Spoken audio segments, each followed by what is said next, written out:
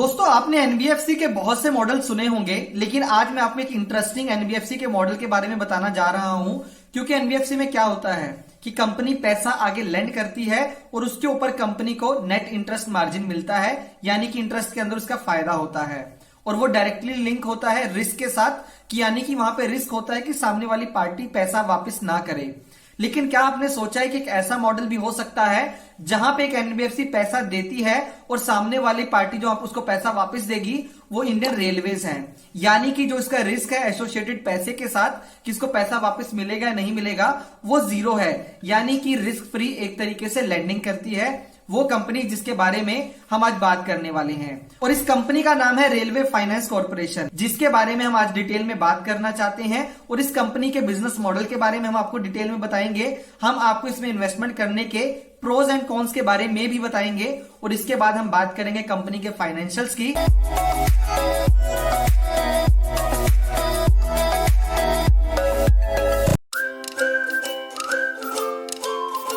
अगर हम आईआरएफसी के बारे में डिटेल में बात करें तो इसको एक डेडिकेटेड बोरोइंग आर्म बोला जाता है इंडियन रेलवेज का। यानी कि आपको पता होगा कि रेलवेज को एक्सपेंशन करने के लिए नए कंटेनर्स बनाने पड़ते हैं, नई बोगीज बनानी पड़ती हैं, या मान लो उनको एक नई ट्रेन लेके आनी है जिसके लिए उनका कैपिटल एक्सपेंडिचर होगा, यानी कि इंडियन रेलवेज का खर्चा होगा। और वो खर्चा करने के लिए कुछ तो रेलवेज के पास अपना बजट होता है, लेकिन कुछ पैसे उनको लैंड करने पड़ते हैं। यहां पे जो लैंडिंग का रिक्वायरमेंट होता है या पैसे का रिक्वायरमेंट होता है इंडियन रेलवेज को, उसको पूरा करता है इंडियन रेलवे फाइनेंस कॉर्पोरेशन। यानी कि ये कंपनी अपना पैसा देती है इंडियन रेलवेज को उसकी कैपेक्स रिक्वायरमेंट के लिए, यानी कि उसके खर्चे के लिए। और यहां पे उनको पैसा देती है, लेकिन जो इस कंपनी ने पैसा दिया है वो पैसा इनको वापस मिलता है गवर्नमेंट से। तो यहां पे इनका जो लैंडिंग का रिस्क होता है वो ऑलमोस्ट जीरो होता है। और यहां पे जब भी हम बात करते हैं नेट इंटरेस्ट मार्जिन की, यानी कि कंपनी का खर्चा कितना हुआ और जो पैसा कंपनी ने आगे लैंड किया है, दोनों में जो डिफरेंस होता है, जो कंपनी का प्रॉफिट होता है, उसको नॉर्मली बोला जाता है नेट इंटरेस्ट मार्जिन। जो बड़े बड़े एनबीएफसी होते हैं उनका नेट इंटरेस्ट मार्जिन ज्यादा होता है, क्योंकि वो रिस्की एसेट्स में अपना लोन देते हैं। अगर मैं इस कंपनी की बात करता हूं तो इस कंपनी का नेट इंटरेस्ट मार्जिन जो है वो 1.5% के आसपास का है, क्योंकि यहां पे बिल्कुल भी रिस्क एसोसिएटेड नहीं है इनकी लैंडिंग के साथ। तो दोस्तों आईआरएफसी यहां पे रेलवेज की जो बाकी एंटिटीज हैं उनको भी पैसा लैंड करती है। यहां पे इंटरेस्टिंग चीज ये निकल के आती है कि अगर मैं पूरे एनबीएफसी सेक्टर की बात करता हूं तो ये पहली पब्लिक सेक्टर की एनबीएफसी कंपनी है। इसके बाद दोस्तों चलिए अब बात करते हैं कंपनी के फाइनेंशियल्स के बारे में, कि कंपनी ने पिछले कुछ टाइम के अंदर रेवेन्यू प्रॉफिट कैसा कमाया है और वहां पे ट्रेंड हमें कैसा देखने को मिलता है। जहां पे हम बात करते हैं दो पैरामीटर्स के बारे में। सबसे पहले हम बात करते हैं रेवेन्यू के बारे में, और साथ के साथ हम बात करेंगे कंपनी के प्रॉफिट आफ्टर टैक्स के बारे में, यानी कि कंपनी के इनकम के बारे में। तो सबसे पहले अगर मैं बात करता हूं 2017 की, तो एज ऑन 31 मार्च 2017 कंपनी का 8,000 करोड़ का रेवेन्यू था। अगर हम उसको 2018 में लेके जाते हैं तो कंपनी का रेवेन्यू बढ़ के हो जाता है 9,268 करोड़। इसके बाद अगर मैं बात करता हूं 2019 की, तो कंपनी का जो रेवेन्यू होता है वो 9,000 करोड़ से बढ़ के 11,000 करोड़ हो जाता है। और वहीं पे अगर मैं 31 मार्च 2020 की बात करता हूं तो कंपनी रिपोर्ट करती है कि कंपनी का रेवेन्यू 13,421 करोड़ हो जाता है। यानी कि अगर हम रेवेन्यू की बात करते हैं पिछले कुछ टाइम की, तो रेवेन्यू के अंदर हमें लगातार एक अच्छी ग्रोथ देखने को मिलती है, और ये कंसिस्टेंट ग्रोथ है। यानी कि ईयर ऑन ईयर कंपनी का रेवेन्यू हमेशा बढ़ता हुआ हमें देखने को मिलता है। दोस्तों इसके बाद अगर हम प्रॉफिट की बात करते हैं तो 31 मार्च 2017 को कंपनी ने 921 करोड़ का प्रॉफिट बनाया था। इसके बाद 2018 में कंपनी ने 2,049 करोड़।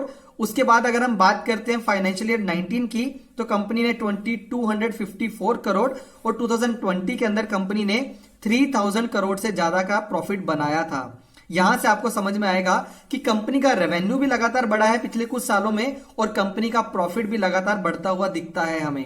कंपनी लगातार पिछले कुछ टाइम से रेवेन्यू भी अच्छा बना रही है और प्रॉफिट भी अच्छा बना रही है, और वो ट्रेंड हमें कंटिन्यू होता दिख रहा है फाइनेंशियल ईयर 2021 के अंदर। इसके बाद अगर मैं बात करता हूं रिटर्न ऑन इक्विटी की, तो इस कंपनी ने पिछले कुछ सालों में रिटर्न ऑन इक्विटी को 13% के आसपास बना के रखा हुआ है, जो कि एक अच्छा नंबर माना जा सकता है।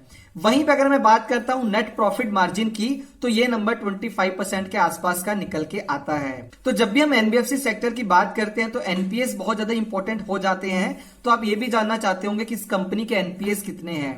तो जैसे कि मैंने आपको बताया था कि अभी तक ये कंपनी जो अपना पैसा देती है वो मिनिस्ट्री ऑफ रेलवेज की एंटिटीज को देती है, जिसके चलते इस कंपनी का अभी तक 0 एनपीए है, यानी कि इसका कोई भी एनपीए नहीं है।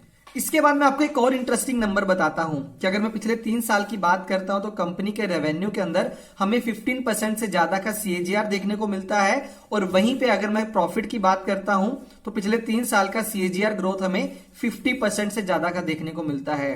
तो ये नंबर बताते हैं कि पिछले कुछ सालों में कंपनी ने काफी आउटस्टैंडिंग परफॉर्मेंस निकाल के दिया है अपने इन्वेस्टर्स। इसके बाद दोस्तों मैं बात करता हूं प्रोस एंड कॉन्स की, कि इसमें इन्वेस्टमेंट करने के क्या क्या प्रोस हो सकते हैं, क्या क्या कॉन्स हो सकते हैं। अगर मैं सबसे पहले प्रोस की बात करता हूं तो कंपनी का फाइनेंशियल परफॉर्मेंस पिछले कुछ टाइम के अंदर बहुत अच्छा देखने को मिलता है, और इसके अलावा कंपनी के जो मार्जिन है वो भी काफी डिसेंट है, बल्कि काफी हेल्दी माने जा सकते हैं। अगर मैं चलता हूं सेकंड पॉइंटर के ऊपर प्रोस सेक्शन में, तो यहां पे मैं बात करना चाहूंगा कि ये कंपनी गवर्नमेंट सेक्टर की एनबीएफसी कंपनी है जिसके ऊपर कोई भी एनपीएस नहीं है, और इसके अलावा कंपनी का जो क्रेडिट रेटिंग है वो काफी अच्छी है।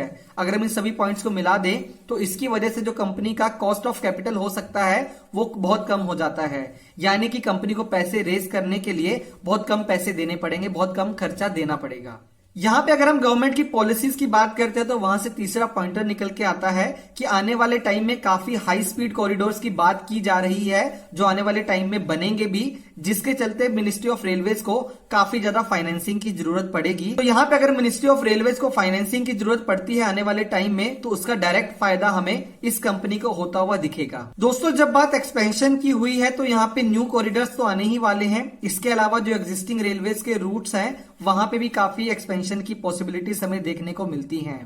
इसके अलावा अगर हम बात करें यहाँ पे इनके बिजनेस की, तो यहाँ पे बिजनेस के अंदर इस कंपनी के पास पूरे तरीके से मोनोपोली है, यानी कि मिनिस्ट्री ऑफ रेलवेज को अगर कभी भी फंड्स की जरूरत पड़ेगी तो उसके लिए वो इंडियन रेलवे फाइनेंस के पास ही आएंगे। इसके अलावा दोस्तों इस कंपनी को मिनिस्ट्रीज ऑफ रेलवे काफी अच्छे तरीके से सपोर्ट करता है। मान लो कि इस कंपनी का कोई एक एसेट है जो डैमेज हो जाता है, जिसकी वजह से लॉस होता है, तो उस केस में मिनिस्ट्री ऑफ रेलवेज उस लॉस को अपने ऊपर ले लेते हैं और इस कंपनी का नुकसान नहीं होने देते, जिसकी वजह से यहाँ पे जो रिस्क है वो काफी कम हो जाते हैं कंपनी के ऊपर। तो यहां पे अगर मैं कॉन्स की बात करता हूं तो सबसे पहला पॉइंट यही निकल के आता है कि कंपनी की पूरे तरीके से जो डिपेंडेंसीज है वो सिर्फ मिनिस्ट्री ऑफ रेलवेज के ऊपर ही है, यानी कि इनका एक ही क्लाइंट है जिसके ऊपर ये पूरे तरीके से डिपेंडेंट है, और जहां पे बहुत ज्यादा असर पड़ता है गवर्नमेंट पॉलिसीज का।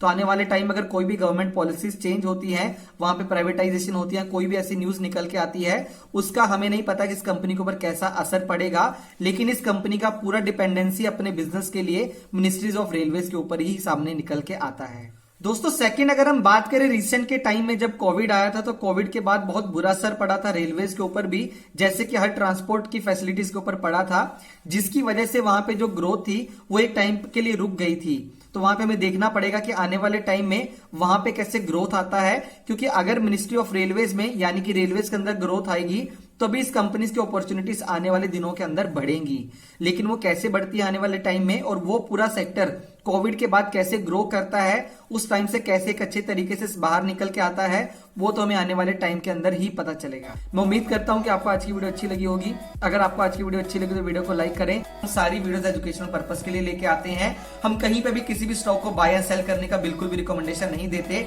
तो किसी भी स्टॉक में इन्वेस्ट करने से पहले अपनी एक अच्छी रिसर्च करें, उसके बाद एक लॉन्ग टर्म के लिए इन्वेस्टमेंट करें।